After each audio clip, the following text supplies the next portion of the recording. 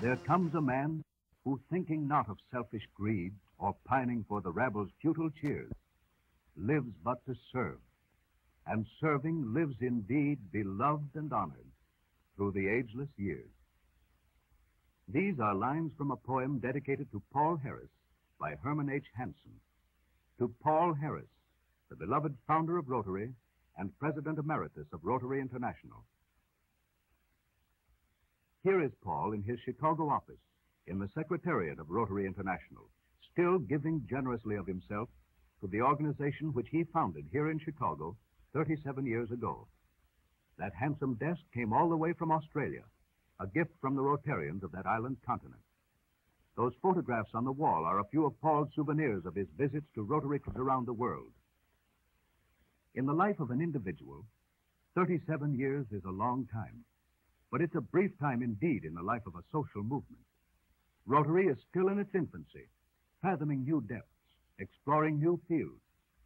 But in the less than 20 years since the first Rotary Club was organized, the ideas of the founder of Rotary and those whom he associated with him have become ideals, ideals which are not confined to any one group, one community, or one nation.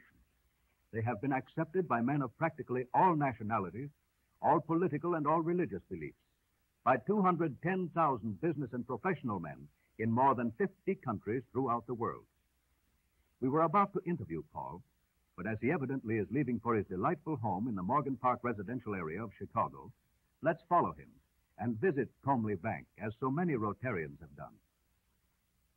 Here is the Harris home, which for 30 years has been a rendezvous for Rotarians from all parts of the world. Paul and Jean Harris named their home Comely Bank after the section of Edinburgh, Scotland, where Jean lived as a child. In this garden, the Garden of Goodwill, trees of friendship have been planted by Rotarian guests from many countries of the world. To Comely Bank, there runs a well-worn path from the home of Sylvester Sheely, Paul's friend of 45 years standing, to whom he first confided his dreams for the organization which was to become the Rotary Club of Chicago. Sylvester Sheely was the first president of the first Rotary Club in the world. Here he is now to pay Paul and Jean a neighborly visit. Many people have wondered what there is about Rotary which appeals equally to men of goodwill in the countries of the Americas, in Europe, in Asia, in South Africa, and in Australia. What was the inspiration that led Paul Harris to found a club and a movement which have become a living force in the lives of men? Perhaps these questions may best be answered by Paul himself, aided by Chess Perry, Rotary's longtime General Secretary. Hello, Chess. Hello, Paul. I'm mighty glad to see you. Thank you. Sit down. What have you there?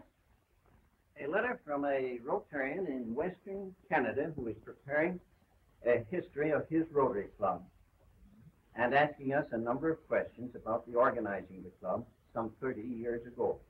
Of course, we can answer them from our historical record. But as you will see, to 3 of them, he requests a direct reply from you. First of all, he asks, what was the original purpose Paul Harris had in mind in organizing the Rotary Club of Chicago? You have heard that one before. Well, Chess, when I first came to Chicago, I lived in the center of the city where hardly anyone knew anyone else, at least socially. I conceived the idea, which developed into the Rotary movement one night back in 1900, when, after dinner in the suburban home of a Chicago lawyer friend, I took a walk with him through that suburban neighborhood. We stopped to visit at several stores and shops, and I was impressed by the fact that my fellow lawyer and had a personal, friendly acquaintance with the proprietor. Something like a small town, wasn't it, Paul? Yes, indeed. I had come to Chicago 4 years prior to that time, but my law clients were business friends, not social friends. This visit to a Chicago suburb set me to wondering why I couldn't make social friends out of at least some of my business friends, and I resolved to organize a club which would band together socially a group of businessmen who also would be mutually helpful. You say mutually helpful, Paul. May we tell our correspondents that was the basic idea behind the organization of the first Rotary Club? Oh, yes, it was, Chet. When the idea of a club first occurred to me, its utilitarian aspect made a very strong appeal. Because I was a stranger in a large city, handicapped in practicing law because of my lack of acquaintance. However, during the years from 1900 to 1905, while I kept thinking and planning for the club, this utilitarian aspect, so far as I was concerned, became subordinate to the desire to create an organization which would bring together representative business and professional men in friendship and fellowship. As the club developed, the idea of mutual helpfulness gave way to the idea of general helpfulness, now epitomized in the ideal of service. I think that should answer the first question from our Canadian friend. Yes, I think it should, Paul. And now for his second question. Did Paul Harris have any idea back in 1905 that Rotary would grow to be such an organization as it is today? The answer to that is no. When the first Rotary Club was organized, I had no thought whatsoever that it would develop into a worldwide movement. But my ambitions were soon aroused. I became convinced that the idea of Rotary could be developed into an important movement, and with other members of the club, I began to encourage the extension of Rotary to other cities. New Rotary clubs were organized in San Francisco, Seattle, New York, Boston, Minneapolis, St. Louis, and New Orleans. In 1910, Rotary extended to Canada at Winnipeg and became an organization with an international vision and an increasing nobility of purpose. And that brings us to our third question.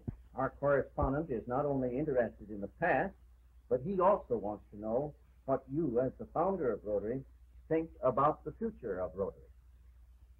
Thinking of the future of Rotary, yes, I am an incurable optimist. The Rotary movement, which but a few years ago consisted of a small group of men of diverse political parties and religious faiths, has grown out of its swaddling clothes. Successes thus far achieved give rise to expectation of greater usefulness in years to come.